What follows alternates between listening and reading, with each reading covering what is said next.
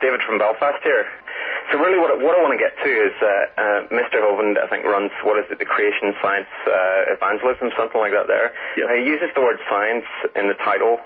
I'd like to know, scientifically, what theories has he proposed and how has he tested them empirically? That's true, because if it's a belief, how can it be science, as you stated earlier? Exactly. I would point out two things first before I answer the question. I'm not using tax dollars to teach my thing, so Well, no, I'm going to get on to something in a wee second that'll explain this a bit better. So don't worry about tax dollars. Let me know some theories you've proposed and how you've backed them up with empirical evidence that you've actually collected, studied in a lab, and then published in a journal, I guess, with the rest of us peer-reviewed, published scientists. You've got to know that's a lousy argument for anything, peer review. No, I just want to know any theories that you've got and how you've backed them up empirically, that's all. Okay. How many peer-reviewed articles are there in Iraq supporting anything other than Islam? No. Hold on 1 second. I want to know what theories you have and how you've tested them empirically. Okay. Regardless of whether they're peer-reviewed, we'll forget peer-reviewed. All right? I think we got to forget the peer review, because, who's the peer? Okay. I have a theory that if we dig in the ground, we will find fossils of billions of dead things that are buried in twisted, contorted positions sometimes from a worldwide flood. I predict we'll find trillions of fish fossils that drowned in the flood with their gills extended, their fins extended. They died totally terrified of what's going on around them. And sure enough, we dig in the ground, and that's what we find. We find evidence of rapid... Okay, so that's one theory. All right, that's fair enough. I can live with that there. Okay. Now, the beauty of science, as far as I understand it, is in the application. Because, and I'm a geneticist, and I'm a published geneticist, and one of the things I've studied is, for example, mixtures of salmon stocks. Now, our understanding of evolutionary theory has allowed us to empirically estimate salmon stocks. Now, that's an actual application. What applications do you actually see emerging from young Earth creation science? I think you'll find just about every single branch of science was begun by creationists.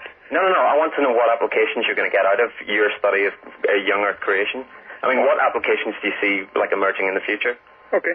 I think we'll discover that just about everything we look at in nature will have a design, and there'll be evidence of a designer. We're looking at a painting and trying to discover something about the painter from the painting. Yeah, but where's the application? I actually don't see how we can apply that in any way.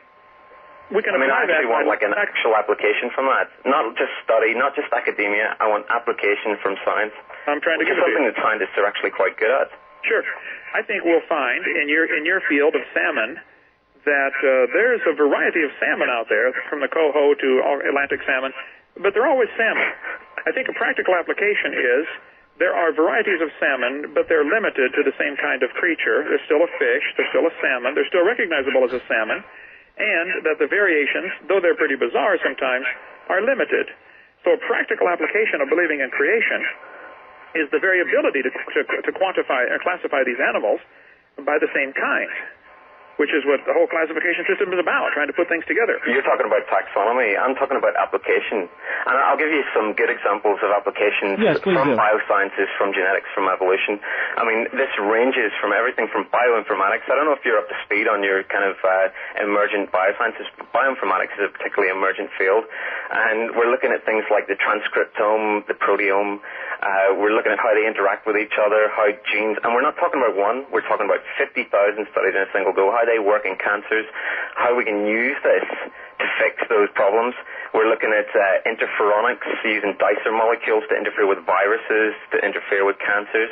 We're looking at determining what's going to be an invasive species using evolutionary theory, and we've actually been very successful in doing that. We're looking at conservation. That's a big one. Now, you mentioned salmon. I would actually disagree with you. There is a lot of variation in salmon. In fact, hold on. You're going too fast here now. No, I've actually studied them. I know, but I've done the genetics. I've got the gels in my lab. I know there's a lot of variation there. Okay. A lot of variation. And you can't, we're talking variation that cannot arise in 6,000 years, because for you to have that variation, you're talking about mutation rates that are so fast that the organism wouldn't be able to keep up with it. There'd be a genetic load so high these organisms would all die out. Other things that are coming out of biosciences, out of evolution and out of genetics, are things like genetic engineering, which is very popular at the moment, germline therapy, which is actually going to be a big thing fairly soon. I see thousands and thousands of applications from the academic study of evolution. Okay.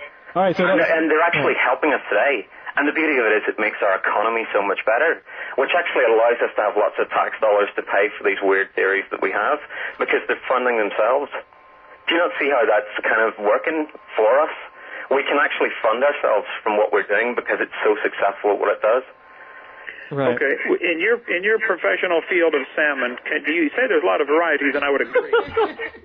Do you know of any examples? Well, actually, I'll argue with it. I'm not in the field of salmon. I've studied salmon, but I'm a geneticist, and in particular, I'm a molecular geneticist who uses evolution on an almost daily basis.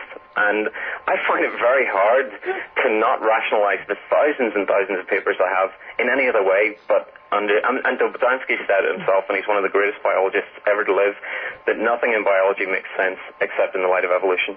And I think the proving ground for it is in the fact that we actually have applications at the other end which are funding and making our society better. How are you going to counter that with your creation science? Because I don't actually see any actual proper applications that are going to help us to become a better race. It sounds to me like you don't expect an answer either. You talk about 20 different subjects. Yeah, okay. Yeah, I mean, you talk about 20 different subjects as well. I'm throwing one at you. I want an guest on the program. It's going to be germline therapy. Right. All right, let's slow down. Let's word this in a manner quickly, because we're running out of time here, Gene Boy. What exactly are you asking of Hovind? You asked him how can he... I just want an application, man, that's all. Okay. I just want an actual practical application that I can go out tomorrow and apply, make a bit of money, and fund creation. Okay, so let me make another attempt to try to rephrase it. Okay, Ken, I think what he's simply asking is, how can knowing that organisms are designed help make this world a better place? Yeah, exactly. Okay. I think when a doctor cuts open somebody to do an appendectomy, they would expect to find the appendix in roughly the same place on everybody they cut open. Evidence that the designer put it in the same place, like when a mechanic opens the hood and the car distributor on a Chevy, in the old cars at the back, he expects to find, the distributor. He finds a lot of similarities. But that's evidence that they've got shared theories creating those devices. That's all that is. It doesn't mean a shared designer. It just means a shared theory. Okay, you're demonstrating my point here by interrupting me constantly. If you don't want an answer, you don't have the least. Well, I would like an answer, because I think if you come up with one, you're going to have a pretty hot thing for the next century, the next 2 centuries, because you'll not have to worry about us or you paying tax dollars to fund the teaching of creation or the teaching of evolution. I'm sorry about that. You'll actually be able to fund the teaching of creation science yourself, because if you have this hot application, and bioinformatics is a pretty good one, you'll be able to self-fund yourself, so it won't matter. You could start up universities, and you can have a whole city dedicated to creation, funded from just one application. So why don't you go and do it? I think there's a huge segment of society that is self-funded, like the private school system, which, 12 or 14% of the population now have drawn their kids out of the public school. Mostly because of this very issue. So here these people are paying taxes for your things about the minority here, and paying for their school system. That's the minority, though. 14% of people who are willing to pay taxes for both schools. Fairly low number. It's not 94%. It's 14. It's 14 roughly. When you consider the economics here, I mean, here's families raising. Yeah, but we're not talking about 94. We're talking about 14. That's only 14%. We could ship those people off to a different country and bring in immigrants from anywhere around the world who would be 100 times more grateful for the economy and the freedom in which to live. Okay. Let's not worry. But let's get back to the application. I want to know if there's a hot application in creation science that's going to allow you to self-fund yourself in the future. Our ministry is self-funded. People want to hear about the creation. It's about creation science, full stop. Because evolution is not about funding oneself. It's about funding all of the academics around us. We're a very supportive, nurturing group. And we look after each other. We have to, there's no other way to survive in the world unless you look after each other. It's not about looking after yourself, Kent. It's about looking after other people. Okay. The same argument can be made for Islam. They're certainly self-funded. You have people donating money to blow each other up over there, With Islam? Not everyone in Islam blows people up. Their religion teaches to have to hate other people who are not Muslim. Who don't blow people up. I've got lots of Christian friends that do, because I live in Northern Ireland. I've been to Northern Ireland. I felt safe the whole time I was there. You guys are blowing each other up at a regular pace over there. Well, this is it, and they're Christians. So where's the Islam thing going? I guess you better define Christian. I don't think that's Christian. Well, they claim they're Christians. Well, I mean, you can't. The only person you can know is thyself. So they claim they're Christians, and I accept it because they know themselves. I don't know them. I'm just taking their word for it. Okay. So where's the Islam thing coming?